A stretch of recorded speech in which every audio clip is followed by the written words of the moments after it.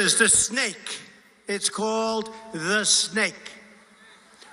On her way to work one morning, down the path along the lake, a tender-hearted woman saw a poor, half-frozen snake. His pretty-colored skin had been all frosted with the dew. "Poor thing," she cried, "I'll take you in, and I'll take care of you." The border. "Take me in, O tender woman. Take me in, for heaven's sake. Take me in, O tender woman," sighed the vicious snake. She wrapped him up all cozy in a comforter of silk and laid him by her fireside with some honey and some milk. She hurried home from work that night, and as soon as she arrived, she found that pretty snake she'd taken in had been revived. "Take me in, O tender woman. Take me in, for heaven's sake. Take me in, O tender woman," sighed that vicious snake. She clutched him to her bosom. "You're so beautiful," she cried. "But if I hadn't brought you in by now, oh heavens, you would have died." She stroked his pretty skin again and kissed him and held him tight. But instead of saying thank you, that snake gave her a vicious bite. "Take me in, O tender woman. Take me in, for heaven's sake. Take me in, O tender woman," sighed the vicious snake. "I have saved you," cried the woman, "and you've bitten me, heavens, why? You know your bite is poisonous, and now I'm going to die." "Oh, shut up, silly woman," said the reptile with a grin. "You knew damn well I was a snake before you took me in." This is John chapter 8, verse 44.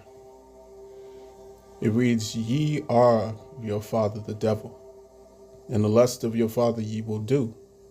He was a murderer from the beginning, and abode not in the truth, because there is no truth in him. When he speaketh a lie, he speaketh of his own, for he is a liar and the father of it." Shalom Akim.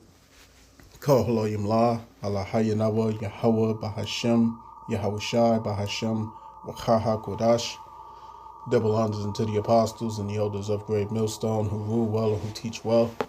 Shalom to the Akim out there that's pushing the truth, is laboring in the word, and is pushing the gospel of the great kingdom that's soon to come. Shalom to the Akwath that's listening in, is remaining true to the faith and remaining faithful and submissive to their husbands and guiding their children. And shalom to the hopeful elect of the 12 tribes that scattered abroad throughout the four corners of the earth. You Israelite foreigners out there who live among the heathen and who look like those heathen nations, but your lineage goes back to the progenitors of the 12 tribes of the nation of Israel through the line of your fathers. Peace and blessings to you all. Barakatham. It's your brother Zakaria Allah. All right, branched out here in Williamsport, Pennsylvania. Lord willing, this lesson to be edifying to the elect.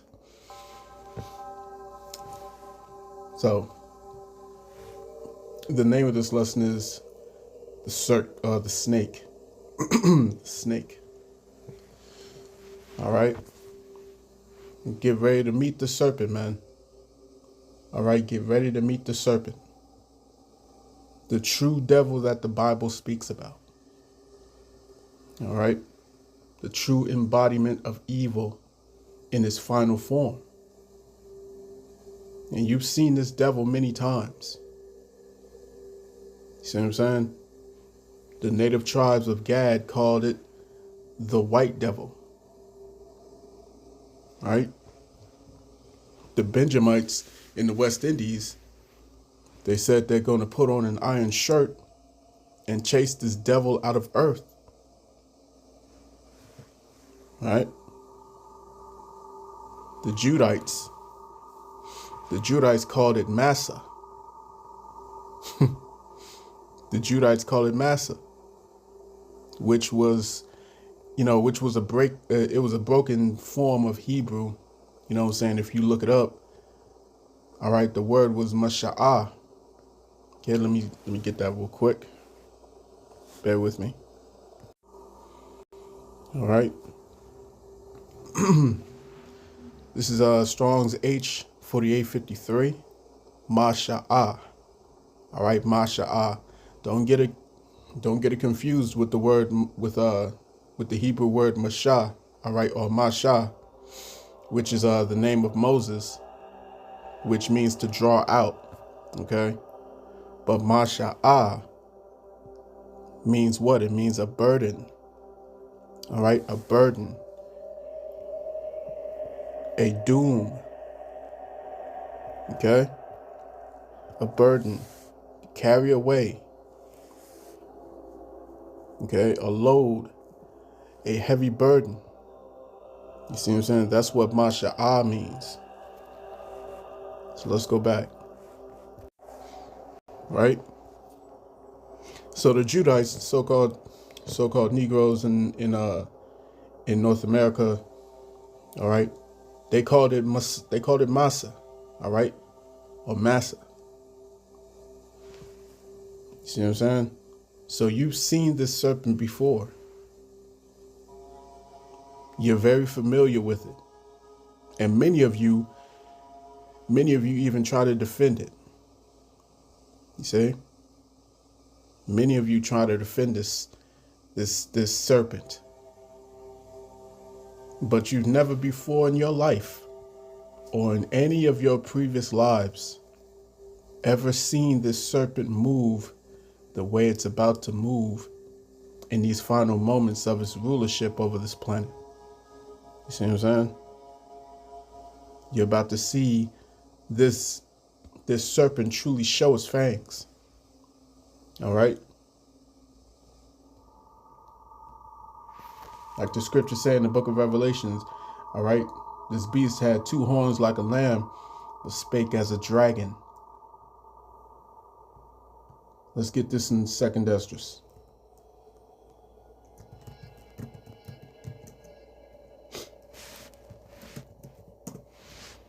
All right, 2nd Esdras chapter 6 and verse 9. It reads, "For Esau is the end of the world, and Jacob is the beginning of it that followeth." All right, so we're in the final stretch of this serpent's rulership, okay, over the planet, man. You read the book of Sirach, chapter 10. All right, Sirach chapter 10, verse 3, I believe it is. Let me get that real quick. For edification, let's go. Sirach.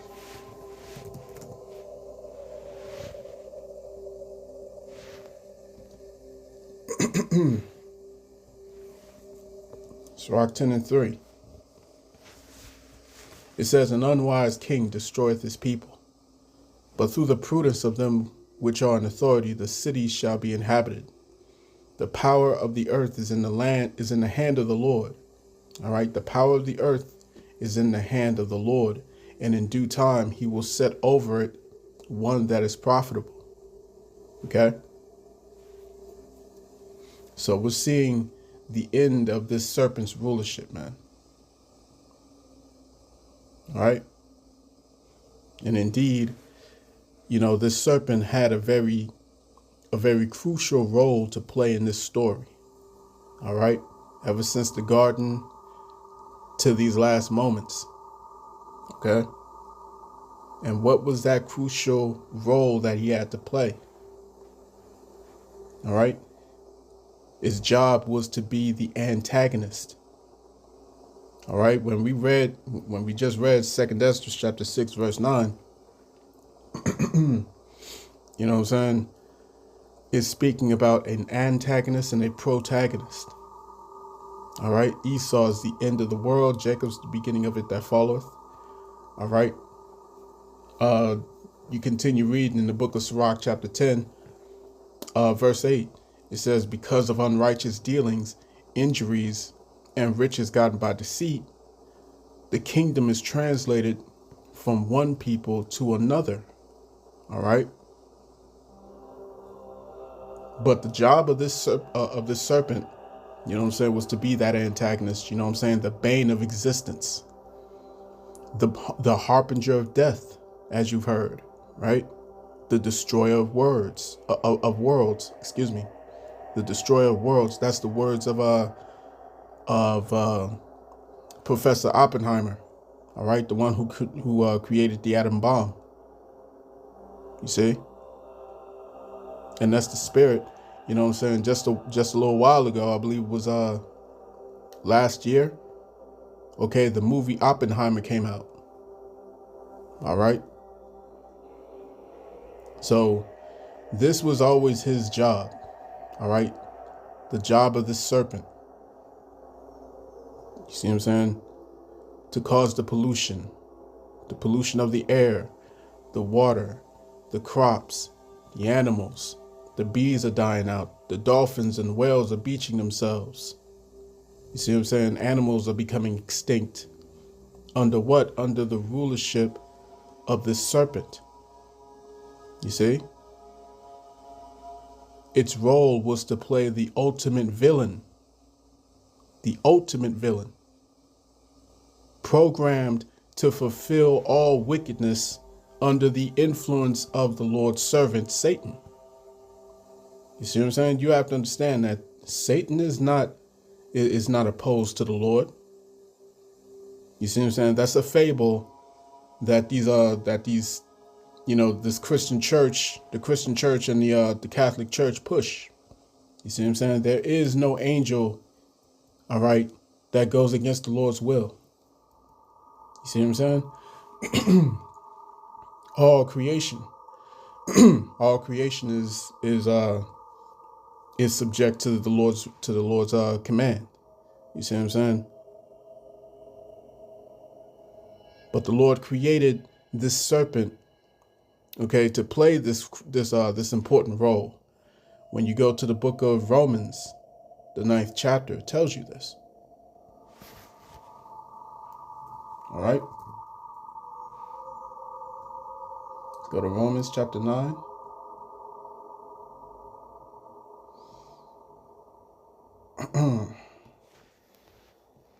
Let's go to around. Let's go to verse 19. No, slack it. Verse 19. All right. So Romans 9:19, it says, "Thou wilt say then unto me, why doth he yet find fault?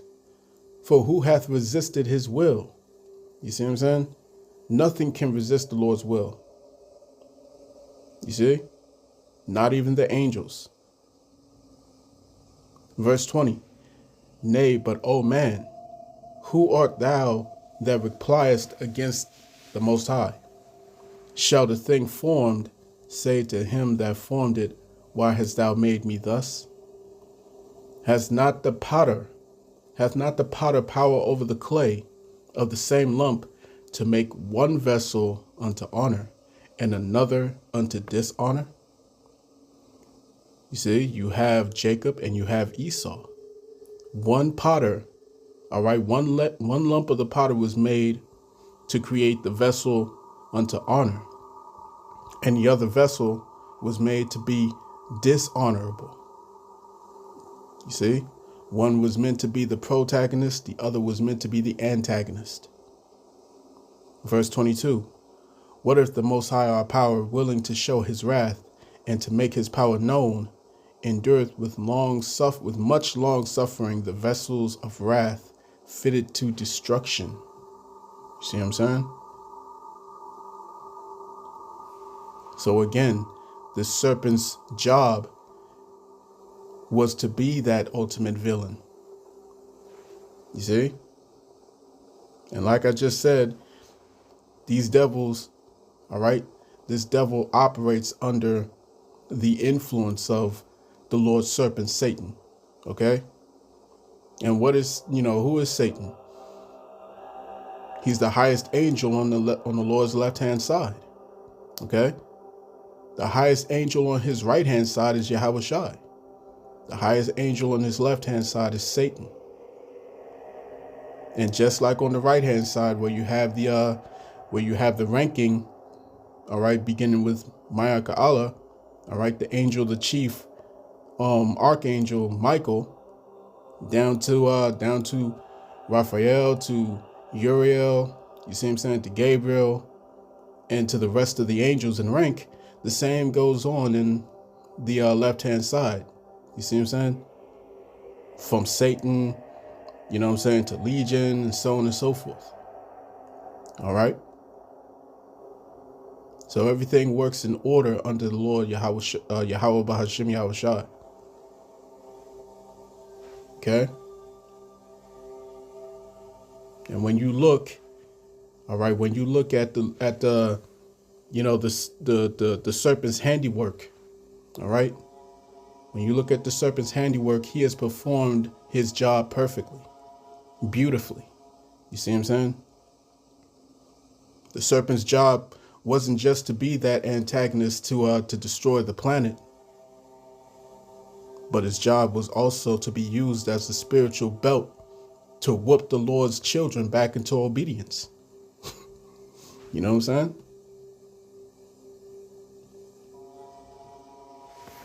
Let's go to Psalms. All right, Psalms chapter 17.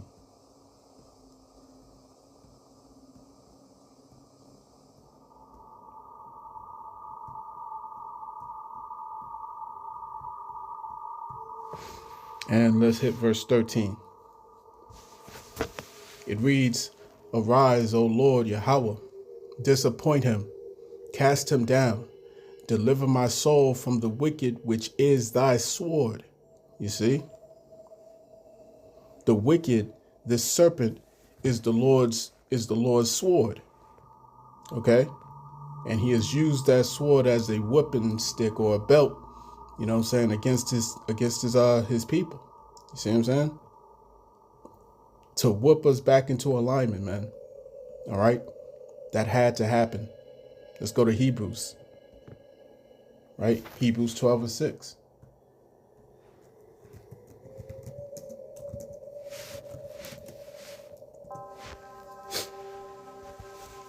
Hebrews 12:6, it says, "For whom the Lord loveth, he chasteneth, and scourgeth every son whom he receiveth." Verse 7, "If ye endure chastening, the Most High dealeth with you as with sons. For what son is he whom the Father chasteneth not?" You see what I'm saying? There's another precept in Proverbs, all right, that points to this.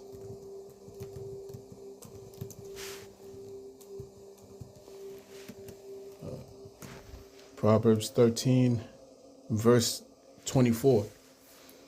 All right, Proverbs 13:24 reads, "He that spareth his rod hateth his son, but he that loveth him chasteneth him betimes." You see what I'm saying? And the Lord gave us a punishment, all right, that no other nation on this planet, no other race of people on this planet could ever bear. All right, why is that? It's because, as the scriptures say in Psalms chapter 82, all right, Psalms chapter 82, verse 6, it says that ye are gods, all right, and all of you are children of the Most High, man. So as a result, to whom much is given, much is required, right? So if you're literally, all right, gods in this flesh, you see what I'm saying, trapped in this flesh, if you're gods, then doesn't that mean that you're going to get a punishment on par with that? You see what I'm saying?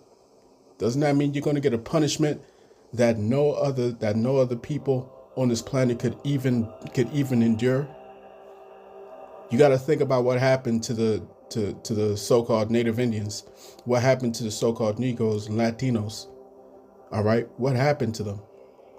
Think about that happening to any other race out here. You think they would have been able to live and still thrive and endure that? You see what I'm saying? After enduring that, you really think that they would have been able to continue on? You see what I'm saying? After something as gruesome as that happening for hundreds and hundreds of years. You see? They wouldn't be here. All right? The book of Daniel tells you that. All right, that this has not been done under any nation under the sun, as has been done to Jerusalem. You know what I'm saying? Roughly paraphrasing. All right. But it says, Proverbs 13:24, he that spareth his rod hateth his son, but he that loveth him chasteneth him betimes. You see what I'm saying? So the Lord has done that, and he has used his serpent to do this. Okay, and the Lord, the devil's job, you know what I'm saying? This demon's job is complete in that regard, you know what I'm saying? In terms of whooping us. All right. The elect have learned their lesson, right? The elect have repented as a result. And the elect are ready to be freed from this serpent and all the chaos that he's brought throughout the world. However, most of his children haven't learned this lesson. You see, most of his children haven't learned the lesson. And so he's about to swing this belt one last time. You see, and he's going to put an end to all this rebellion. And then he's going to toss that same belt into the fire, never to be used again. Okay? You read that in the book of Obadiah, verse 18. You see? It's going to be over with. All right? So get ready to see the serpent in its perfection, man. And it's going to be terrifying. It's going to be so terrifying that you'll never see it again. You see, when the drones come, when the AI robots come, all right, when the martial law comes, when you see this devil in his blessing being perfected at his very height, you see what I'm saying? Then you're going to understand that this devil truly is the serpent. Listen this off. Salaki, listen this off in Matthew chapter 24. Matthew chapter 24. Let's go to verse 21. All right.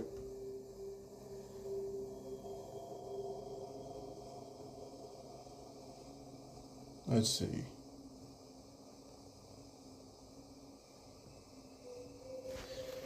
There we go. Matthew 24:21, it says, for then shall be great tribulation, such as was not since the beginning of the world to this time, no, nor ever shall be. All right. Let me read that again. For then shall be great tribulation, such as was not since the beginning of the world to this time, no, nor ever shall be. And except those days should be shortened, there should no flesh be saved. But for the elect's sake, those days shall be shortened. You see what I'm saying? So prepare to see the serpent. This has been your brother Zakaria Allah, branched out here in Williamsport, Pennsylvania. In closing, I want to give all praise, honor, and glory unto Yahweh Bahashem, Yahweh Shai Bahashem Chakodash. Double honors unto the apostles and the elders of Great Millstone who rule well and who teach well.